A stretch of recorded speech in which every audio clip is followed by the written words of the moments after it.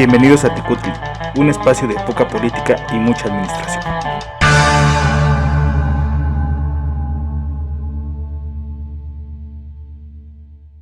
Hola, muchas gracias por escuchar este quinto programa, que el día de hoy se titulará Tren al Paraíso. Y sí, efectivamente, hoy hablaremos en el bomberazo de los paraísos fiscales. Además, en el panóptico hablaremos de la reforma energética. Y por si esto fuera poco, en gotitas de administración, hablaremos del Día del Ferrocarrilero. Sin más preámbulos, comenzamos. El bomberazo. Bienvenidos al bomberazo de esta semana con un olor y sabor a playa y cocos. Esto se lo debemos a los famosos Pandora Papers y sus maravillosos y envidiables paraísos fiscales. Pero ustedes se preguntarán, bueno, ¿qué de maravilloso tiene un paraíso fiscal? Y sobre todo, ¿cómo puedo relacionar este paraíso fiscal con lo que nosotros conocemos como elusión fiscal? Primero, hay que aclarar que una elusión fiscal pues, es hacer uso de las vías legales para evitar o minimizar el pago de impuestos, algo muy diferente a lo que es evadir impuestos. Y como les voy a dar una pequeña introducción antes de entrar al debate, ¿cómo aparecen estos Pandora Papers? Pues bueno, aparecen durante 2 años, fue la investigación. ¿Quién lo descubre? El Consorcio Internacional de Periodistas de Investigación, que fueron revisando papeles de estos paraísos fiscales de 117 países. Pero, ¿qué descubrieron en esta investigación? Pues descubrieron precisamente quiénes eran los involucrados en cuestiones de elusión de impuestos y cuáles eran las sociedades que se conocen como offshore, es decir, las que están frente a la costa, con ciertos esquemas de elusión de impuestos hasta pueden llevar al lavado de dinero, y en donde pues precisamente mencionaban que no hay como un delito como tal. ¿Por qué? Porque están utilizando las leyes de ese país pues para poder ocultar pues sus ganancias y al momento de que ellos establezcan empresas legalmente para comprar propiedades en secreto. ¿Cuáles son los paraísos fiscales que actualmente son muy atrayentes? Pues los encontramos en Panamá, las Bahamas, Islas Vírgenes Británicas, Belice, y lo que más me sorprende a mí, no sé, mis compañeros, pues que ya se encuentran algunas entidades de Estados Unidos, como Dakota del Sur, Nevada, etcétera. Entonces, pues abro el debate. ¿Cómo nos puede afectar esta elusión fiscal en la administración pública? Yo creo que pues nos afecta en la recaudación de impuestos y esto a su vez en los ingresos que cada uno de los estados y a nivel nacional pues tiene para realizar obras públicas, para realizar programas o proyectos sociales y que también de forma moral y ética nos afecta. Y más si están involucrados algunos servidores públicos, como ya han salido últimamente en estas fechas, algunos nombres o parejas de algunos servidores públicos a nivel federal y estatal.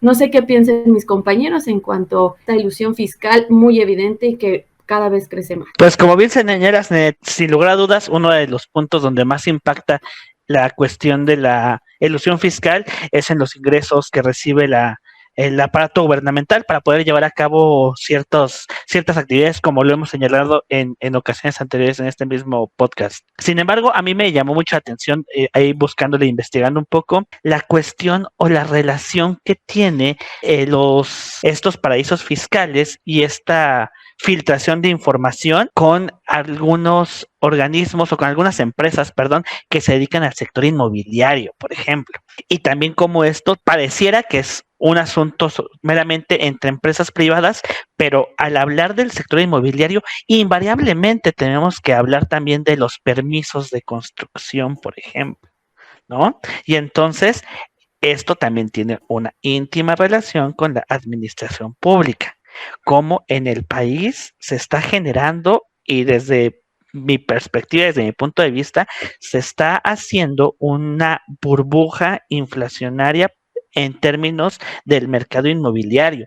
La apertura a nuevas construcciones, las modificaciones a ciertos planes de desarrollo urbano, tanto en la Ciudad de México como en el Estado de México, así como en otros estados, como por ejemplo Quintana Roo, la zona de Cancún, donde se están permitiendo el desarrollo de más y más conjuntos habitacionales, ha creado este tipo de empresas que tienen capitales suficientes como para protegerse aparte en paraísos fiscales. Parte de las filtraciones de los Pandora Papers marcaban que de las 3,000 personas aproximadamente que están marcadas de México en estos paraísos fiscales, cientos de ellas están relacionadas con el sector inmobiliario, ¿no? Entonces, ya hay varios nombres de empresas, Fibras Danos, Big Bang, Copri, Frisa, GMD, entre otras, y pues insisto, es un sector preponderante, el sector inmobiliario en México ocupa el 14.1% del PIB en el país, es un sector que corre altos riesgos de lavado de dinero, es un sector también en donde se ha demandado o se ha evidenciado que hay muchas prácticas de corrupción. En enero de 2019, Mexicanos contra la Corrupción y la Impunidad hablaban de que el 94% aproximadamente de actores o de empresas del sector inmobiliario señaló que fueron víctimas de algún tipo de corrupción o extorsión en contra de ellos, con montos desde los 2 hasta los 15 millones de pesos. Estos montos iban desde permisos, trámites o también, cosa delicada, evitar sanciones, porque también, si bien la administración pública no tiene mecanismos de combate a la corrupción como tal, también hay muchas empresas que lo propician al no cumplir con la normatividad establecida. Al momento de ser sancionados, con tal de ahorrarse esa sanción, prefieren recurrir a otro tipo de métodos, ¿no? Entonces ahí es un punto también interesante o importante que a mí me pareció relacionarlo, esta filtración de información de los Pandora Papers con la administración pública. Bueno, y como dices, por ejemplo, el periódico financiero menciona que 4 de 10 mexicanos participan en paraísos fiscales. Y estos 4 mexicanos tienen, al menos menciona que su domicilio en la Ciudad de México. Y como tú lo estás relacionando con la construcción, por ejemplo, se me viene a la cabeza la constructora Big Grand. ¿Cuántos edificios no está haciendo en la delegación, bueno, en la alcaldía, mejor dicho, de Coajimalpa? ¿Y cuántos no está haciendo en Huixquilucan? ¿No? Que también es un dato que nos ha mencionado ahí, que esas personas que están eludiendo esos impuestos tienen su domicilio en esas entidades. Entonces, también menciona que solo 25 mexicanos de 3,000 que están implicados, nada más movieron durante toda esa época 1,270 millones de dólares. Imagínense qué pudo haber hecho todos los gobiernos, tanto estatales, federales y municipales, si en verdad ese dinero hubiera llegado a las arcas de la hacienda pública. Bueno, pues yo quiero ahondar más bien en justamente cuáles son estas características que deben de tener estos paraísos fiscales. De acuerdo a la OCDE, estos países tienen como característica los impuestos mínimos o los inexistentes sobre los ingresos. También tener una falta de un sistema de intercambio de información, lo cual, dicho sea de paso, pues les facilita justamente eludir la justicia, la falta de transparencia y la ausencia de actividades económicas sustanciales en el destino. Es decir, que el dinero solamente va a quedar ahí, se blanquea muchas veces, ¿no? Y algunas ocasiones puede que este dinero pues sea de procedencia no lícita. Y aquí, bueno, el tema que habría que retomar, que también tiene que ver con la administración pública, pues es el tema de transparencia. Y justamente en este tema de transparencia y retomando un poco lo que está mencionando Tecatl, pues vale la pena decir que en la obra pública afecta bien, lo mencionan de dos maneras. Primero, porque se presta a la cuestión de la corrupción, ya sea por dar estos permisos, pero también por evitar los permisos. En el caso que estabas comentando justamente de Quintana Roo, es muy interesante porque lo que ha sucedido ahí es que algunas veces se han eludido los permisos ambientales. Entonces, esto quiere decir que se da permiso de construir algunos hoteles, por ejemplo, o algunas viviendas en lugares que no son permitidos. Y hemos visto, porque esto no es nuevo, no es algo que haya surgido a partir de los Pandora Papers, sino que nos nos lo pone o lo pone en, digamos, en el escenario, pero lo que hemos visto es que muchas veces cuando se dan permisos en donde no se deben de construir, pues resulta en catástrofes, ¿no? Y simplemente vale mencionar, por ahí lo dejamos, ¿no? El tema del metro de la Ciudad de México, cómo se nos cae una línea nueva, ¿no?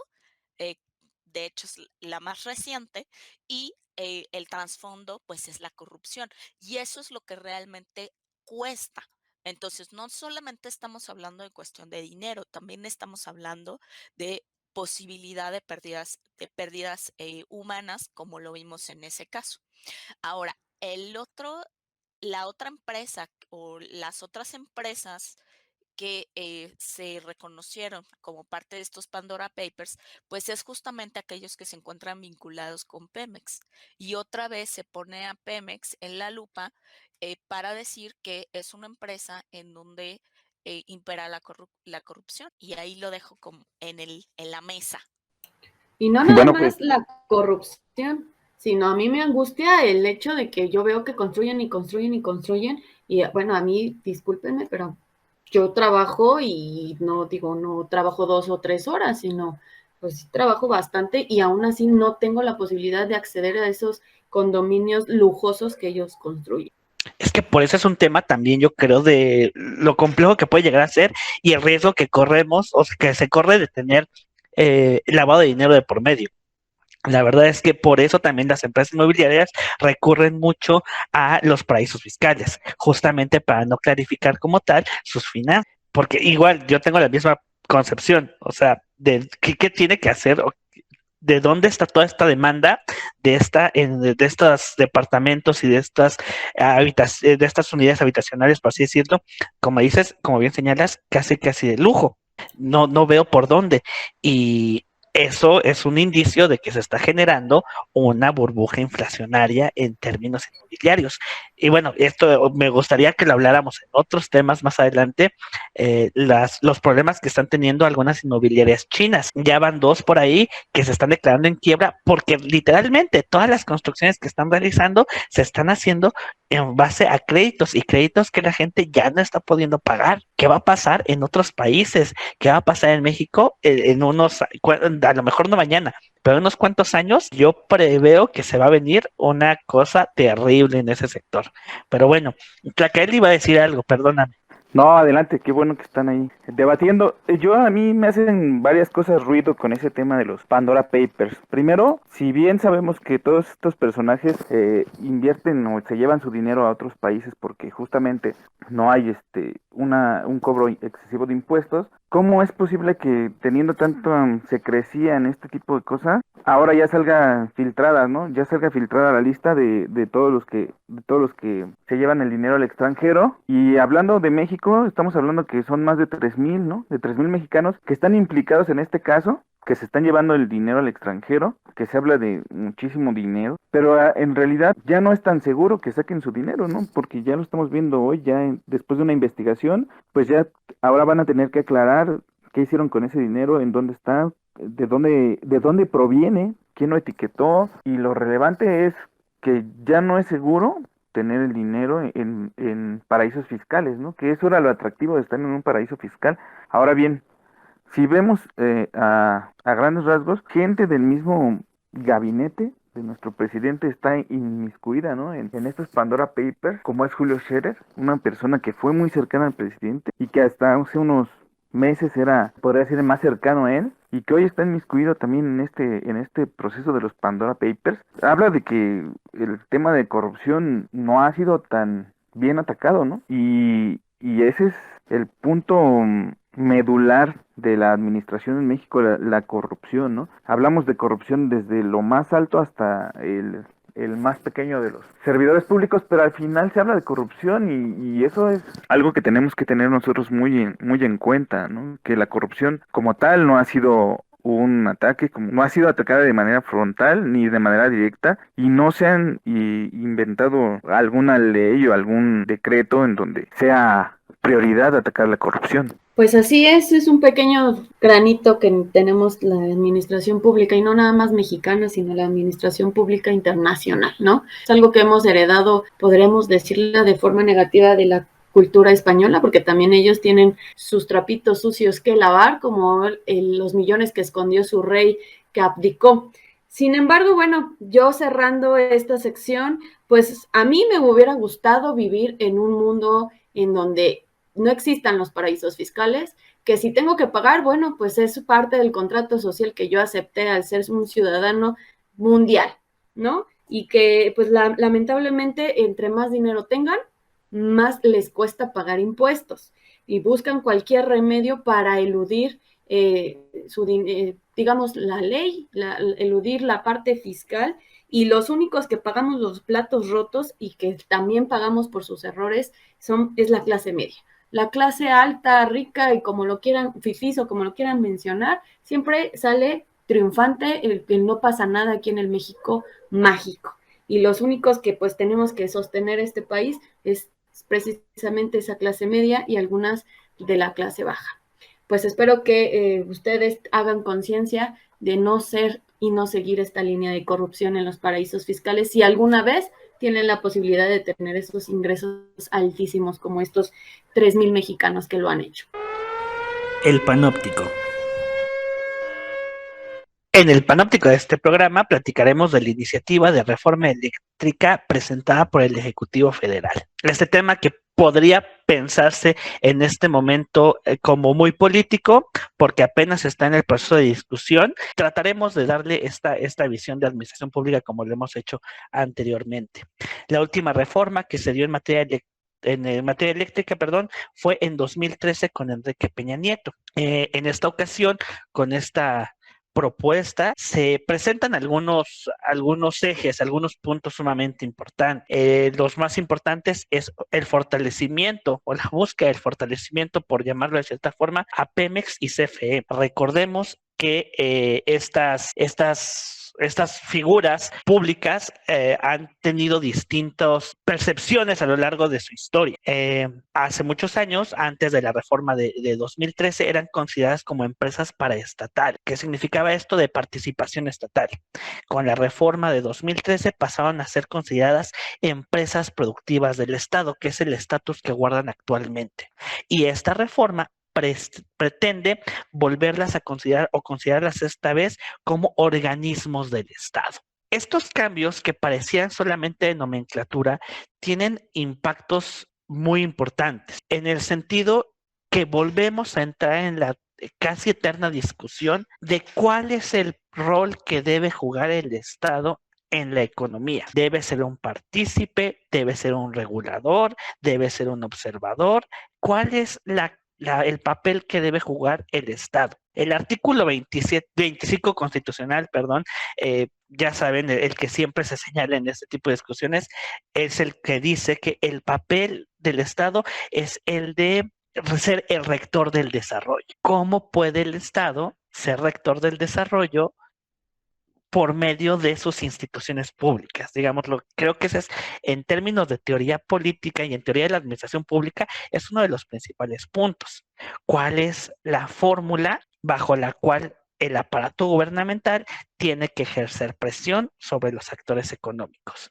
Y en este caso, sobre el sector eléctrico, ¿no? Que es un sector sumamente importante, que tiene impactos en términos económicos, que tiene impactos en términos ambientales, que tiene impactos en muchas dimensiones.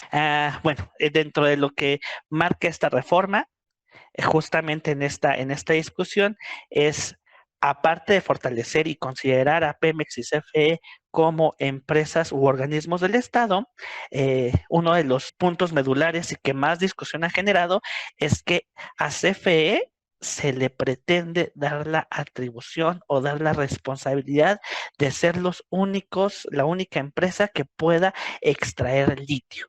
Este mineral, este elemento, materia prima para la industria, que sirve para celulares, baterías, etcétera, ¿no? Que en este momento del desarrollo tecnológico está como que en el centro del huracán. Dentro de las materias primas es de las que mayor crecimiento ha tenido últimamente.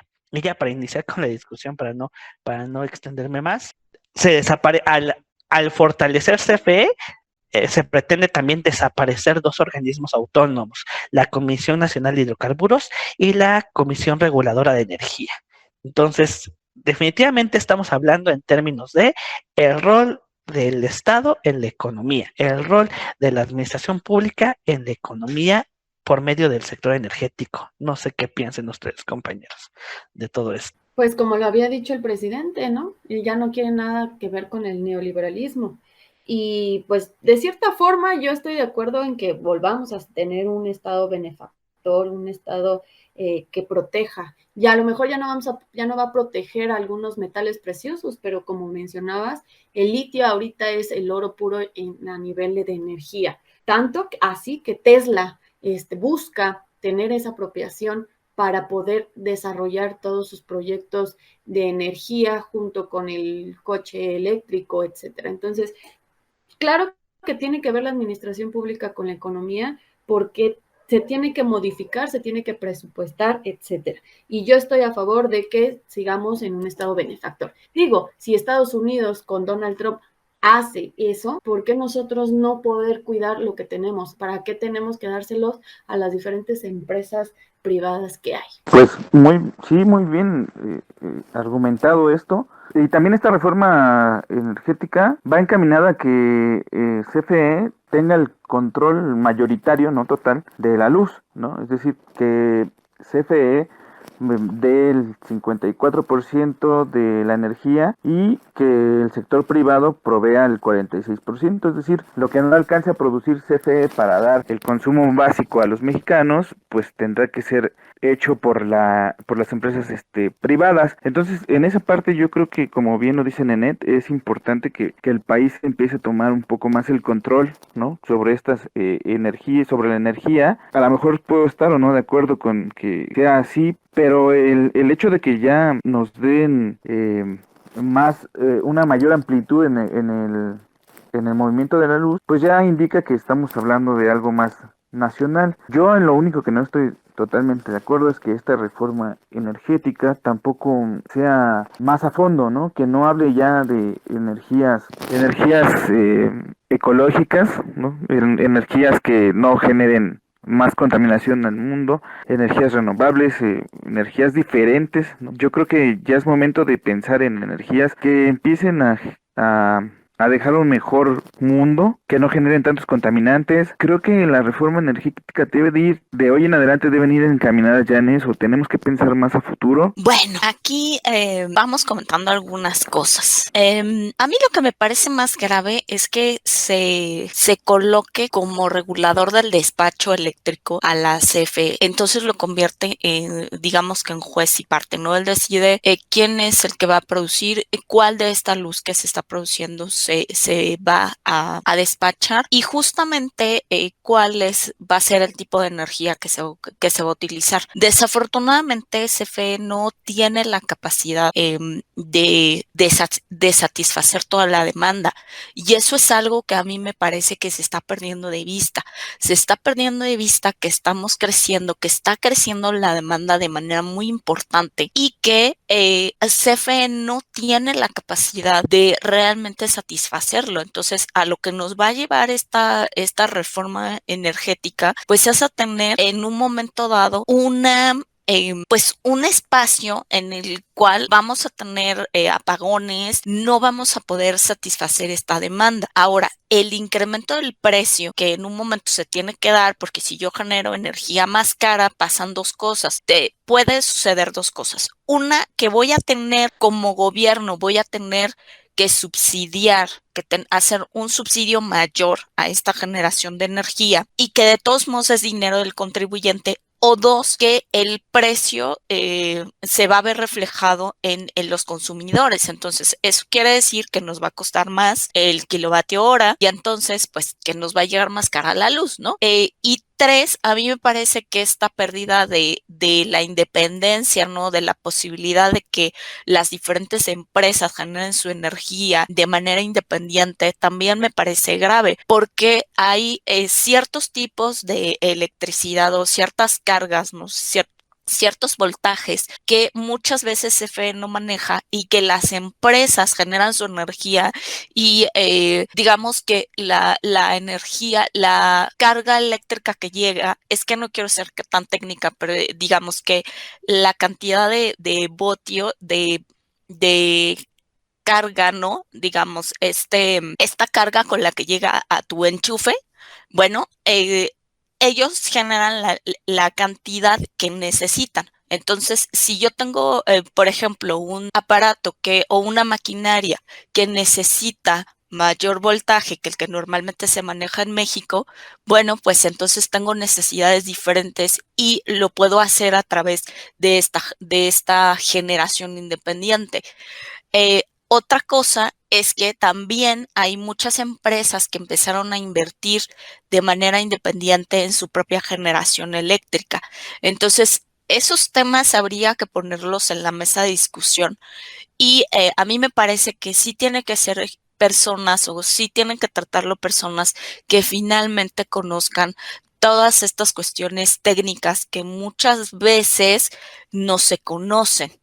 Entonces, pues habría que estudiar varias cosas.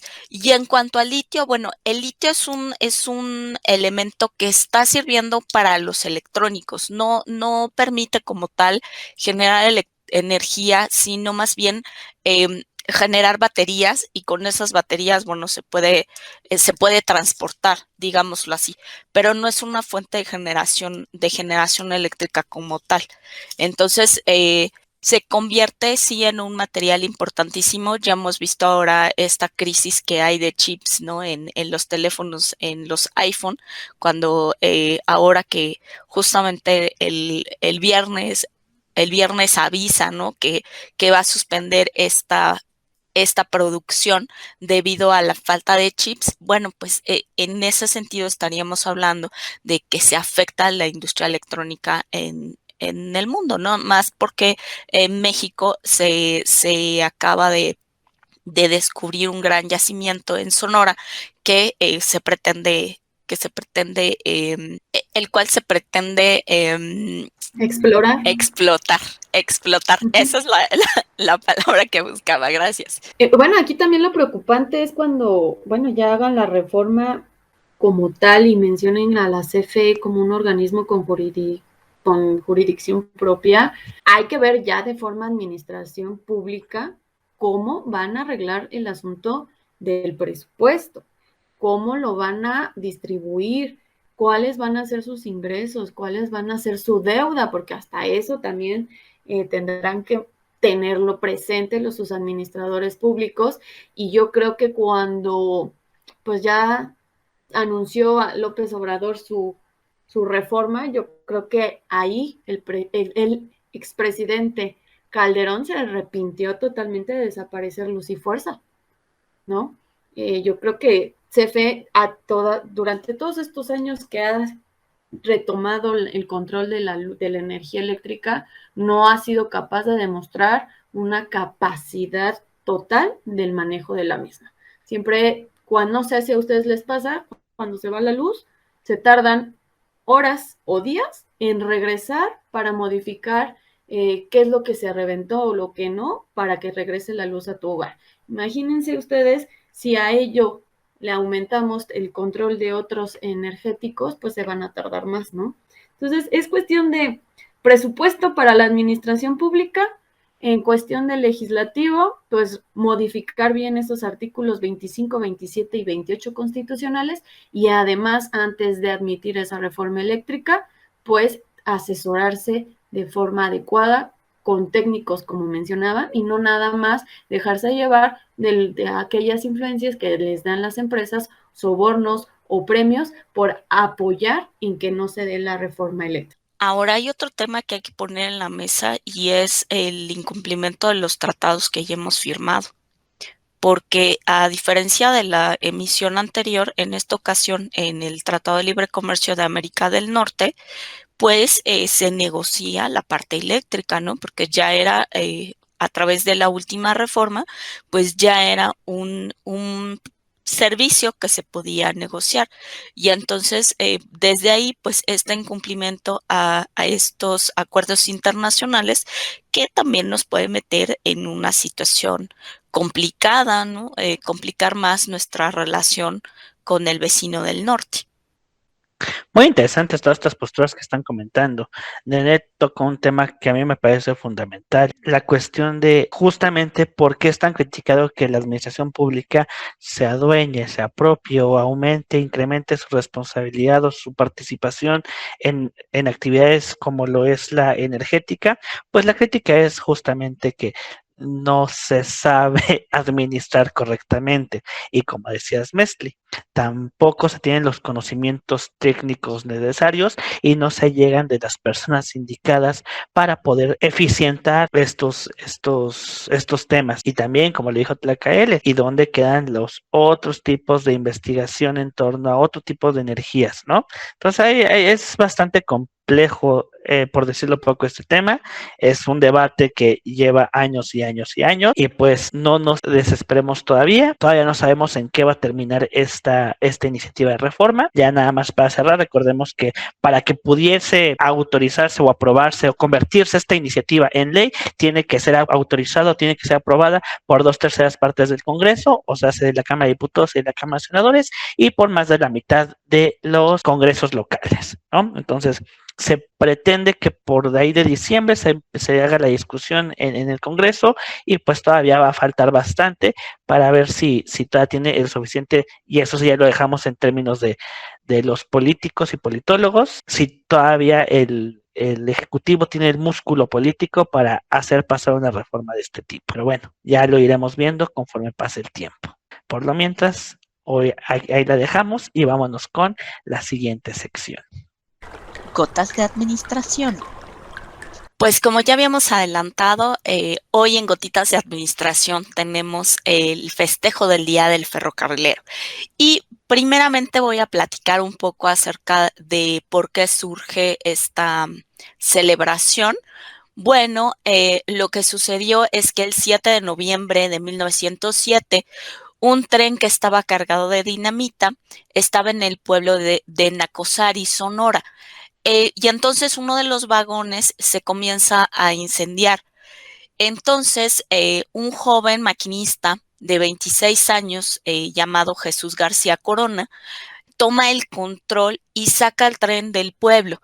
Con ello, bueno, logra salvar la vida de cientos de personas, aunque desafortunadamente él pierde la vida en este acto, y desde entonces se le conoce como este héroe de Nacosari. Y debido a este evento, el presidente Manuel Ávila Camacho pues nombra el 7 de noviembre, el año fue 1944, fue el primer día que se celebra este hecho del Día del Ferrocarrilero.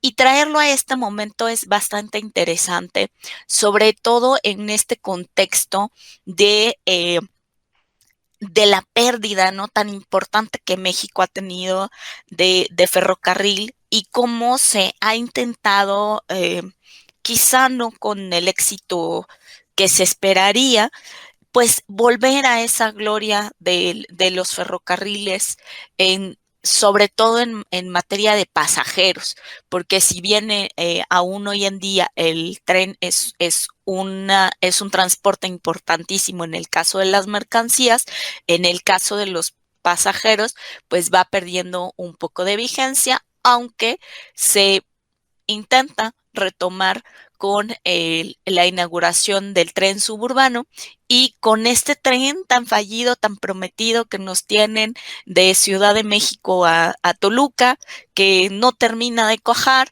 con este Tren Maya que promete alejarnos más bien de la modernidad del suburbano. Y bueno, pues ahora sí, vamos a entrar en materia y les doy la palabra, compañeros. Pues ya que lo mencionaste, Mesli, por ejemplo, el famoso tren interurbano que va de Toluca a Valle de México, aquí hay unos datos interesantes en materia de presupuesto. Mencionaba que con su longitud de 57.7 kilómetros con 6 estaciones, se tenía previsto que la construcción y la inauguración de este tren fuera en el 2018, antes de que nuestro queridísimo Enrique Peña Nieto saliera del poder. Sin embargo, bueno, por faltas de que existieron que tenían que realizar nuevas obras, ajustes en soluciones de construcción, cambio de trazo y conflictos de derecho de vía, además de que los pobladores ahí en la delegación Álvaro Obregón pues se opusieron y también en la parte de la Marquesa pues fueron atrasando esas construcciones. Y la cuarta T, ahí sí lo menciona en su página oficial, tenía previsto terminarlo en el 2022 e inaugurarlo en el 2023. Sin embargo, pues ya lleva más de 66,578 de pesos. Eso como presupuesto. Cuando en el 2014, cuando se hicieron toda esa planeación y lo presentaron con bombo y platillo, pues tenían solamente previsto 34 millones de pesos que costaría ese tren interurbano. Por lo tanto, tengo una diferencia de 32,578 millones de pesos. ¿Qué lo atrasa? No lo sé, a lo mejor eso ya me hace pensar mal, que tantos intereses privados existen ahí que no dejan que termine esa obra porque pues literalmente están succionando ese presupuesto y ese gasto público que nos está dando a nivel federal. Y hay otro más exitoso, podría decirse, que es el ferrocarril suburbano, ¿no? Que él solamente cuenta con 25.5 kilómetros que va de la ruta Buenavista-Cuautitlán, que también quieren utilizar esas vías ferroviarias que ya que existían para llegar al famoso aeropuerto de Santa Lucía. Su inversión total fue de 10,747.6 millones de pesos, en donde se dividía con un apoyo del fondo denominado FONADIN de 5,680 millones de pesos y la inversión privada fue de 5,067 millones de pesos. De esta forma, pues tenemos algunos trenes que ya los están construyendo, unos ya terminados, y pues el fallido también para mí sería el del tren que va, el Tren Maya, ¿no? Sí, cada mañana o cada lunes nos avisan cómo van esas construcciones, esos avances. Sin embargo, bueno, el Tren Maya creo yo que está fallando más que en la construcción y en su avance, está fallando en considerar todo el desastre ecológico que está dando ahí, aunque ellos en su página de internet nos mencionan que va a haber un efecto multiplicador, que es cuando se invierte y esta se va a ver reflejado en los trabajos que se van a dar de forma directa dentro de esas regiones de que tiene mucha pobreza. Y además también han fallado en la cuestión del presupuesto, Nenet, porque justamente el pasado, el pasado marzo, ¿no? Anuncian que el cálculo pues falló nada más y nada menos que en el 30% respecto al monto original asignado. Entonces, pues ahí ya nos van diciendo que van fallando varias cosas y además que ya habíamos platicado que se trata de un tren que no va a ser como en el caso del suburbano, que va a representar la modernidad, sino que finalmente va a ser un tren que sea de diésel, que eso a mí me parece que no es tan positivo finalmente.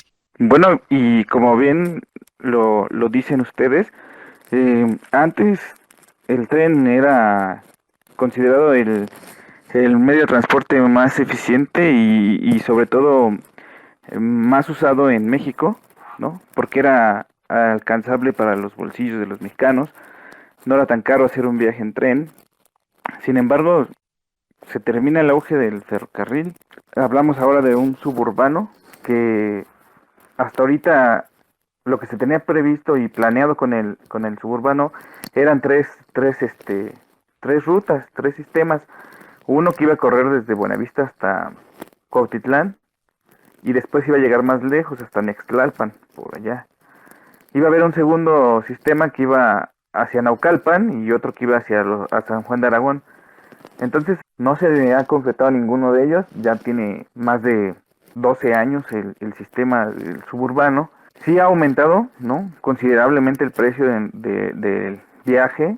Antes era de 6 pesos cuando lo inauguraron. Hoy creo que es el viaje corto y 20 el viaje largo, algo así. Tiene mucho tiempo que no me subo al suburbano. Sin embargo, ahora en el 2020 se anunció que el suburbano desde Buenavista iba a llegar hasta el aeropuerto, como bien lo mencionó Net, pero pues no es, no se tiene una fecha prevista para esto, ¿no? Para el arranque de la construcción. Es triste porque teniendo tanta infraestructura, aquí lo menciona la página del gobierno, tenemos cerca de 26.914 kilómetros de red ferroviaria y es increíble que no se le dé un uso, ¿no? Un uso efectivo. Y ustedes lo mencionaron, ¿no? El Tren Maya, que tanto se ha hablado en estos años del Tren Maya, que si es un capricho, que si no, no lo sé. Para mí, en cierto aspecto, se me hizo un buen proyecto, pero ya viendo las consecuencias ecológicas, ha sido un desgaste innecesario hacer un Tren Maya, sobre todo cuando la mayor parte de la población de esa zona no está de acuerdo, ¿no? Estaba viendo algunos reportajes que han hecho eh, acerca de este tren y es increíble que con la expropiación que le están haciendo y el pago que le están haciendo por los terrenos, hijo, de verdad que la gente está sumamente molesta porque están dándoles 34 pesos por metro cuadrado.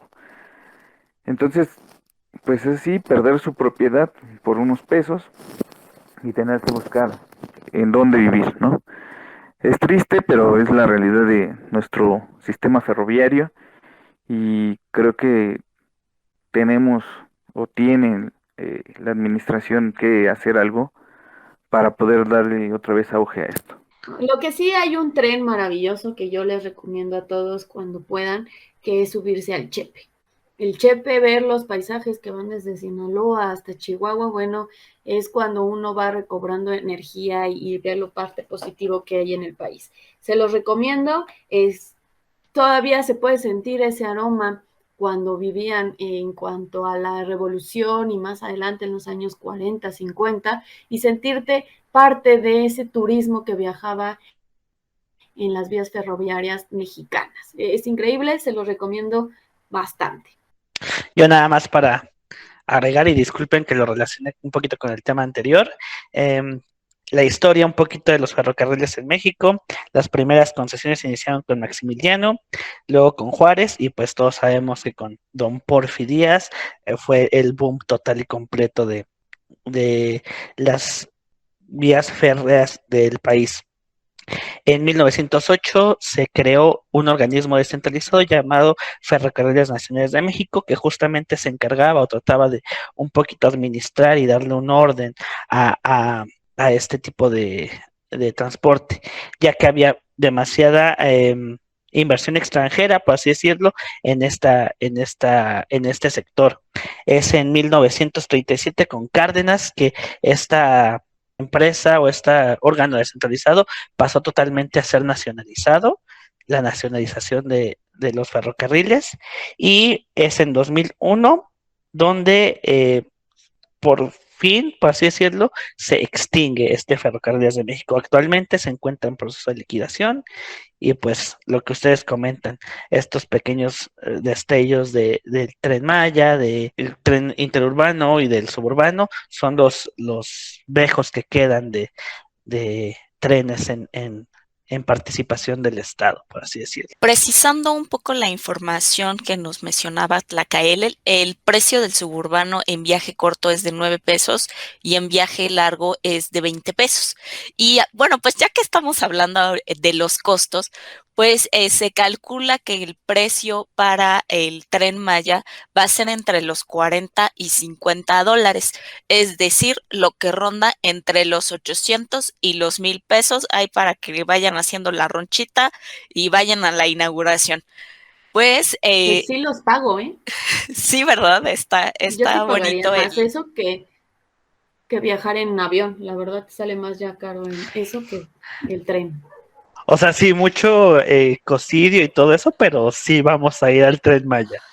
Pero sí los pago, o sea, si me ponen a decir, sí los pago. Y ya que lo hicieron, pues me subo, ¿no? Pues sí, aprovechar que hicieron el gasto público, ¿por qué no? Mejor a que se quede ahí la inversión y se eche a perder como el de Toluca, que está en condiciones muy, muy tristes, de verdad. Nos han prometido ese tren y no lo logramos definitivamente. Yo espero que al final sí se logre, porque además efectivamente eficientaría justamente este transporte que es complicado entre la Ciudad de México, el área conurbada, y a mí me parece que sí sería una gran aportación sobre todo a esta materia ambiental, que es la de buscar evitar utilizar tanto automóvil. Y bueno, pues esto lo tenemos que hacer a través de transportes de gran capacidad como son los ferrocarriles. Y pues bueno, vamos a dejarlo hasta aquí. Lo único que me resta pues es agradecerles la escucha e invitarlos a que nos den like, se suscriban a nuestras redes sociales y nos comenten de qué les gustaría que platicáramos en siguientes programas. Muchísimas gracias por escucharnos. Nos escuchamos la próxima vez. Un gusto que nos escuchen y que todavía ahí nos sigan. Y quiero mandar un saludo especial esta semana a nuestra fan número 1. Ahí se nos escucha, ya saben quién es. Empieza con S porque no quiere su nombre. Sin embargo, gracias por escucharnos todas las semanas. Y a los demás los invito a que nos escuchen, nos pongan like y no se pierdan el siguiente programa. Por el momento, Nenet se despide. Los ve la próxima semana. Bye, bye. Como siempre, bye. Como siempre, un gustazo platicar con ustedes estos temas y a la gente que nos escucha de verdad. Por favor, díganos de qué les gustaría que platicáramos, que no sea esto unilateral. Esperamos su retroalimentación. Gracias por escucharnos y yo nada más quiero hacer algo, preguntarles algo. ¿Ustedes creen que algún día tengamos el privilegio de subirnos al tren interurbano? Ojalá que sí, ¿no? Ojalá que algún día se nos cumpla ese sueño. Que pasen ustedes un buen día. Hasta luego.